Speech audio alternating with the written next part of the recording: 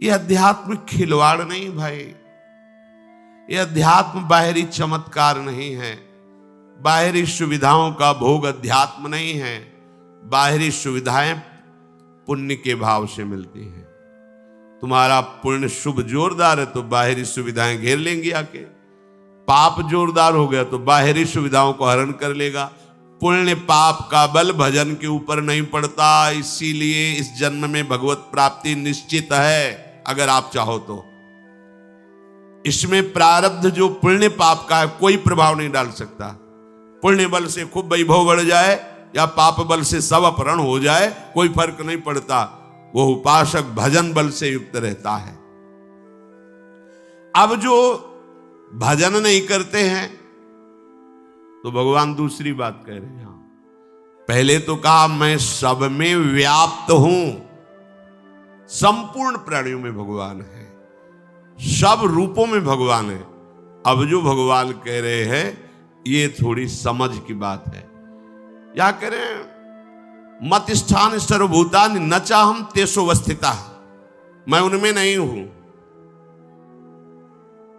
और वो मेरे में नहीं। अभी क्या कह रहे, मया तत्मिदं सर्वम जगद अव्यक्त मूर्तिना, मैं ही संपूर्ण प्राणियों में स्थित हूं, चाहे वो परा प्रकृति हो चाहे अपरा प्रकृति हो, जीव हो या माया हो, मैं ही मैं हूं। समझ में आ गई? क्योंकि बहुत बार सुना है। अब एक भगवान बात कह रहे, आश्चर्य में कह रहे, न चाहम तेषु अवस्थिता। पहली बात का मया तद्विदम सर्वम जगद अव्यक्त मूर्तिना, मैं सब में विराजमान हूं। पहली बात के विरुद्ध भगवान यहां बोल रहे, मैं उनमें स्थित नहीं हूं, मैं सब में स्थित हूं, सब में। अब इसमें कह रहे भगवान न चाहम तेषु अवस्थिता, मैं उनमें स्थित नहीं हूं। किन में? जो मेरा आश्रय लेकर भजन नहीं कर रहे हैं। जब सिद्धांत में बोलेंगे तो बोलेंगे क्रूर पापी दुष्टात्मा में भी भगवान विराजमान है, और भगवान यहां स्वयं कह रहे हैं मैं उनमें नहीं हूं।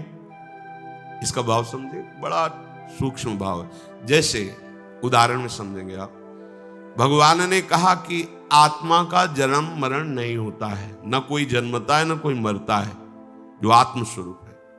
पर अर्जुन यदि तुम मानते हो जन्म मृत्यु को, आत्मा का नहीं होता, न जायते मृत्युते कदाचित्, लेकिन यदि तुम मानते हो तो जातस्य ही ध्रुव मृत्यु, जिसका जन्म हुआ निश्चित मरेगा। दो बात के ना, पहली बात में ना किसी का जन्म है ना किसी की मृत्यु है। किसकी? जो आत्मस्वरूप में स्थित है उसको यह अनुभव होगा। लेकिन जो शरीर में स्थित है, जो जातस्य ध्रुव मृत्यु, वो जन्मा मरेगा निश्चित। अब यहां बात समझो, पहले शब्द में भगवान बता दिया कि मैं सब में हूं। अब फिर कह सकते कि जब भगवान हम में है तो हमारे कल्याण में अब कमी क्या हो सकती? भगवान ही आकर विराजमान है। भगवान कर मैं उसमें नहीं हूं। किस बात में? समझना होगा। यदि मैं उसमें स्थित होता तो जो परिवर्तन उसका होता वो मेरा भी होता। मैं तो अविनाशी हूं और वो स्थित है विनाशी शरीर भाव में, तो मैं उसमें नहीं हूं।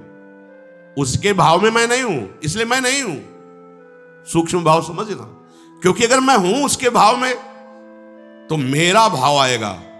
मैं अविनाशी हूं तो वो अविनाशी होगा, मैं चिदानंद हूं तो चिदानंद होगा। ये सब मेरे लक्षण उसमें नहीं है। क्यों? क्योंकि वो विनाशी शरीर भाव में, इसलिए मैं नहीं हूं। होते हुए भी मैं नहीं हूं। आत्मा का जन्म मरण ना होते हुए भी जन्म मरण होता है। ये गूढ़ विषय पवित्र बुद्धि में समझ में आएगा। उसका परिवर्तन होता है तो मेरा परिवर्तन होता है, उसका नाश होता है तो मेरा नाश होता है, उसका अभाव होता है तो मेरा अभाव होता है। लेकिन मेरा ना कभी अभाव होता है, ना परिवर्तन होता है, ना नाश होता है। क्यों? क्योंकि मैं उसमें हूं ही नहीं। किसमें? जो मेरा आश्रय लेकर के भजन करते हैं उनको ये अनुभव आएगा कि मैं उनमें हूं, वो मेरे में है। और जो मेरा आश्रय नहीं लेते, भजन नहीं करते, तो वो किसका आश्रय लिए? परिवर्तन विनाशशील शरीर संसार का। इसलिए मैं उनके भाव में नहीं हूं। तो भाव में नहीं तो नहीं है। हमारे भाव में भगवान नहीं तो कहीं भगवान नहीं है, वो दुष्ट नीच पापी ऐसा दर्शन होता है। हमारे भाव में भगवान है तो सर्वम खलविदम, सब जगह भगवान। बात समझना, मैं नहीं हूं उनमें। तो कहते परिवर्तनशील, अगर शरीर है पंचभूत है तो पीछे तो भगवान ने कहा कि अपरा प्रकृति भी मैं हूं तो पंचभूत भी तो भगवान है। तो बोले वो मानता कहां है, वो मानता का उसके भाव में नहीं है ना, इसलिए मैं नहीं हूं। समझ पाए? होते हुए भी भगवान ने मना कर दिया कि मैं नहीं हूं। बोले भगवान क्यों नहीं देख रहे, उनको क्यों नहीं बचा रहे? क्योंकि वहां नहीं है। नहीं है तो सर्वम, सब जगह भगवान। तो वो मानता कहां है, उसने पुकारा कहां, उसने भजा कहां? इसीलिए सब हो रहा है। ये बड़ा सूक्ष्म विषय है। तात्पर्य है परिवर्तनशील नाशवान अभाव में यदि तुम्हारा भाव है तो भगवान तुम में रहते हुए भी तुम में नहीं है, उन्हीं की धरा में हो, पर तुम्हारे भाव में नहीं रहा तो नहीं है भगवान। जैसे शिल्पिल्ले बाई को कोई आकार विग्रह नहीं दिया था गुरुजी ने, ऐसे पत्थर को टुकड़ा दे, प्योर पत्थर, कोई आकार नहीं, और कहा ये तुम्हारे भगवान श्याम सुंदर है। उनके भाव में आया मेरे भगवान श्याम सुंदर, छाती से हृदय में लगाए, रात दिन उन्हीं को प्यार दुलार। अब जब ब्याह हुआ तो पति की तरफ हेर ही नहीं रही थी।